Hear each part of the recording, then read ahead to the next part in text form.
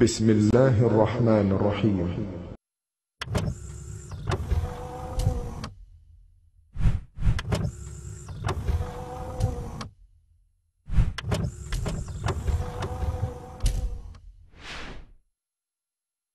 ہم شیخ کی سنتے تھے مریدوں سے بزرگی، ہم شیخ کی سنتے تھے مریدوں سے بزرگی، ہم زیدی کی سنتے تھے لوگوں سے بزرگی، ہم زیدی کی سنتے تھے لوگوں سے بزرگی، تقریر سنی جب تو جبے کے سوا ہیچ، تقریر سنی جب تو جبے کے سوا ہیچ، جبے کے سوا ہیچ۔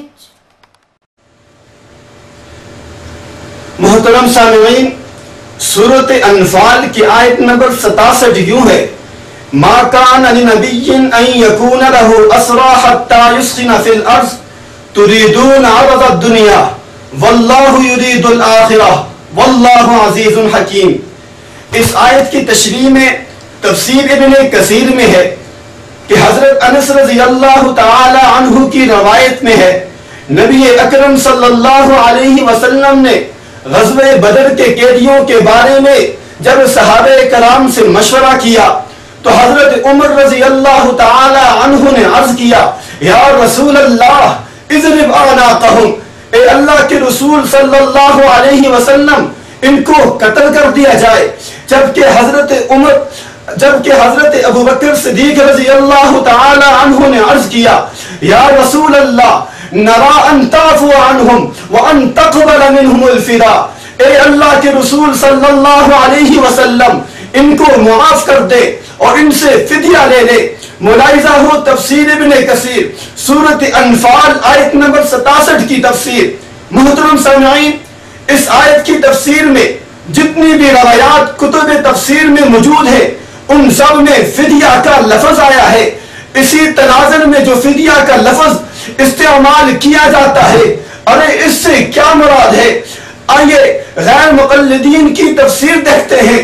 یہ دیکھیں سورۃ محمد کی آیت نمبر 4 میں ہے: فَإِمَّا مَنًّا بَعْدُ وَإِمَّا فِدَاءً، کہ خواہ احسان رکھ کر چھوڑ دے یا فدیہ لے کر۔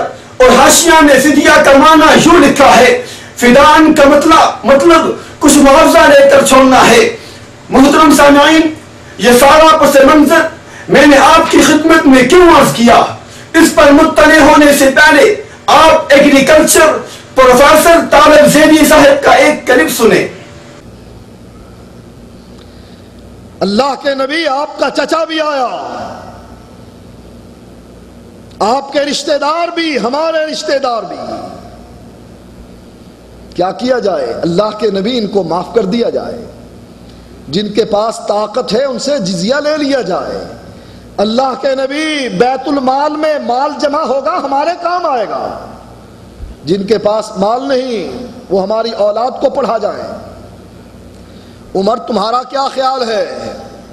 کہا اللہ کے نبی میرا خیال پوچھتے ہو تو 2 تلوار ابو بکر کو اور 2 تلوار عثمان کو اور 2 تلوار میرے ہاتھ میں، اور ہم کو کہو اپنے رشتہ داروں کی گردنیں اپنے ہاتھوں سے اتارو۔ ادھر سلفی ادھر سلفی، ادھر سلفی ادھر سلفی، کسے مانے کسے چھوڑے، ادھر سلفی ادھر سلفی، کسے مانے کسے چھوڑے، اسے مانا نہیں جاتا اسے چھوڑا نہیں جاتا، اسے مانا نہیں جاتا اسے چھوڑا نہیں جاتا۔ محترم سامعین، آپ نے سنا کہ تفسیر ابن کثیر کی حدیث میں فداءً یہ فدیہ کا لفظ ہے، جبکہ اس کلپ میں آپ نے سنا کہ طالب زیدی صاحب نے کہا کہ جس کے پاس طاقت ہے اس سے جزیہ لے لیا جائے۔ یوں انہوں نے فداءً کا معنی فدیہ کرنے کے بجائے جزیہ کیا۔ جبکہ فدیہ اور جزیہ میں زمین و آسمان کا فرق ہے۔ فدیہ کا مفہوم آپ نے غیر مقلدوں کی اردو تفسیر کے حوالے سے سنا کہ قیدیوں سے کچھ معاوضہ لے کر چھوڑ دینا، جبکہ جزیہ کا لفظ سورۃ توبہ کی آیت نمبر 29 کی تفسیر میں یوں لکھا ہے، جزیہ ایک متعین رقم ہے جو سالانہ ایسے غیر مسلموں سے لی جاتی ہے جو کسی اسلامی مملکت میں رہائش پذیر ہو، اس کے بدلے میں ان کی جان و مال اور عزت و آبرو کی حفاظت کی ذمہ داری اسلامی مملکت کے ہوتی ہے۔ گویا فدیہ اور جزیہ میں بہت فرق ہے۔ نمبر 1، فدیہ ایک ہی دفعہ لے کر قیدیوں کو چھوڑ دیا جاتا ہے، جبکہ جزیہ ہر سال وصول کیا جاتا ہے۔ نمبر 2، قیدی اسلامی مملکت کا باشندہ نہیں ہوتا، جبکہ جزیہ دینے والا کافر اسلامی مملکت کا باشندہ ہوتا ہے۔ نمبر 3، کافر قیدی جب فدیہ دے کر چھوٹ جائے تو اس کے ملک میں اس کے جان و مال کی حفاظت کی ذمہ داری اسلامی مملکت پر نہیں ہوتی، جبکہ جزیہ دینے والے کی جان و مال کی حفاظت کی ذمہ داری اسلامی مملکت کے ذمہ میں ہوتی ہے، چونکہ وہ اسلامی مملکت کا باشندہ ہوتا ہے۔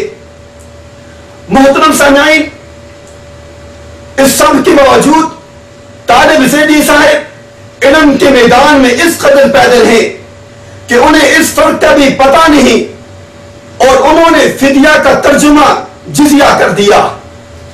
محترم سامعین، میں نے قرآنی آیات اور حدیث کی روشنی میں آپ پر واضح کر دیا کہ جزیہ اور فدیہ دو مختلف چیزیں ہیں۔ نیز فدیہ اور جزیہ کی تشریح میں نے طالب زیدی صاحب کے فرقے کی تفسیر سے پیش کی جو اردو زبان میں لکھی ہوئی ہے، لیکن ہو سکتا ہے کہ پروفیسر صاحب کو اب بھی یہ فرق سمجھ نہ آیا ہو، تو میں ان کو آسان لفظوں میں یوں سمجھا دینا چاہتا ہوں کہ فضیلت الشیخ پروفیسر ڈاکٹر طالب زیدی صاحب توجہ فرمائیے، فا، دال اور یا اور گول تے سے فدیہ کا لفظ بنتا ہے، جبکہ جیم، زال، یا اور گول تے سے جزیہ کا لفظ بنتا ہے۔ بس آپ اتنا یاد کر لیں کہ ان دونوں میں فرق ہے، الفاظ میں بھی فرق ہے اور معنی میں بھی فرق ہے۔ اگر تو سچا ہے تو میرے حوالہ جات کی تردید کر، اور اپنے موقع پر صرف ایک حوالہ پیش کر دے، میں تجھے $1 ڈبل کیبن خرید کر دوں گا، چونکہ تو مذہبی تقریروں کا اہل نہیں ہے۔ جہاں دیکھو تیری رپورٹ میں انڈا بنا ہوا ہے، قرآن میں ناظرہ فعل ہے، حدیث میں ناظرہ فعل ہے، تاریخ میں 0 ہے، جنرل نالج میں 0 ہے، مگر جھوٹ اور خیانت میں ہیرو ہے۔ پھیلائی کیسٹوں نے، سیڈیوں نے، نور ٹی وی نے، پھیلائی کیسٹوں نے، سیڈیوں نے، نور ٹی وی نے، جو نٹ پر جا بجا بکھری ہوئی ہے غلطیاں تیری، جو نٹ پر جا بجا بکھری ہوئی ہے غلطیاں تیری۔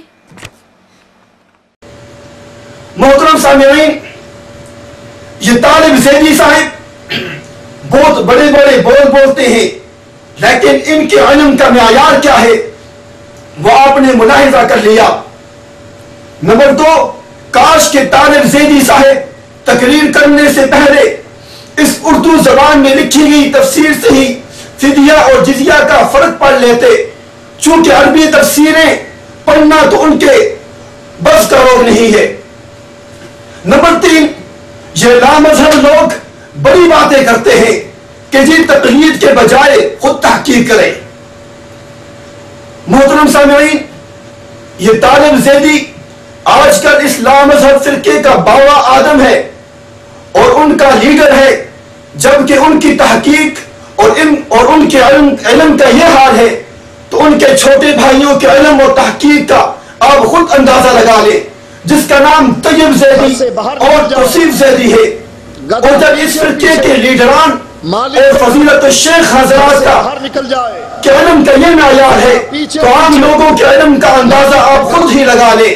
بقول شاعر حسرت رہی یہاں تو کوئی دیدار ملے، حسرت رہی یہاں تو کوئی دیدار ملے، لیکن تیری گلی میں سبھی کم نظر ملے، لیکن تیری گلی میں سبھی کم نظر ملے. نمبر 4، اسی تقریر میں اسلام مذہب فرقے کے ایک لیڈر منیر قمر صاحب بھی موجود تھے، لیکن انہوں نے طالب زیدی صاحب کی غلطی پر ان کو روکا نہیں اور انہیں لقمہ دینے کی جسارت نہ ہوئی کہ زیدی صاحب آپ نے قرآنی مفاہیم میں تبدیلی کی ہے، کہاں فدیہ اور کہاں جزیہ. بقول شاعر فدیے کی وضاحت کر نہ سکے اور علم کا دعویٰ کرتے ہیں، مفہوم کتاب و سنت کا خواہش کے مطابق کرتے ہیں. نمبر 5، اب یہ تقریر کئی سالوں سے سنی جا رہی ہے، لیکن جو لا مذہب سامعین و مداحین تحقیق کا نام نہاد دعویٰ کرتے ہیں اور نعرہ لگاتے ہیں، ان میں سے آج تک کسی کو یہ زحمت نہ ہو سکی کہ اردو تفسیر کھول کر ہی فدیہ اور جزیہ کا فرق دیکھ کر اپنے لیڈر کے کان میں جا کر بتا دے کہ ڈاکٹر صاحب فدیہ کا معنی جزیہ نہیں ہوتا، دونوں میں زمین و آسمان کا فرق ہے. بقول شاعر نہ وہ سمجھا نہ یہ سمجھے نہ یاران سخن سمجھے، میں کیسے اعتبار انقلاب آسمان کر دوں. کیا آپ سمجھتے ہیں کہ اس کیٹیگری کا شخص دینی موضوعات پر تقریریں کرنے کا اہل ہے؟ اس علمی معیار کا شخص صفا مسجد راولپنڈی میں خطیب بننے اور خطیب رہنے کا اہل ہے. گرامی قدر سامعین، لا مذہب گروہ کے راہبروں اور پیشواؤں کے علم کا معیار آپ کے سامنے ہے. میں سمجھتا ہوں کہ ان کو جاہل کہنا جہالت کی توہین ہے. غیر مقلد اور لا مذہب ایسے جاہلوں کو فضیلت الشیخ کہہ کر منصب دعوت و ارشاد پر فائز کرے تو میں اس کے سوا اور کیا کہہ سکتا ہوں. دل کے بہلانے کو غالب یہ خیال اچھا ہے. یہ تیلی کے اس بیل سے کم نہیں ہے، یہ تیلی کے اس بیل سے کم نہیں ہے، پھرے عمر بر اور جہاں تھا وہی ہے،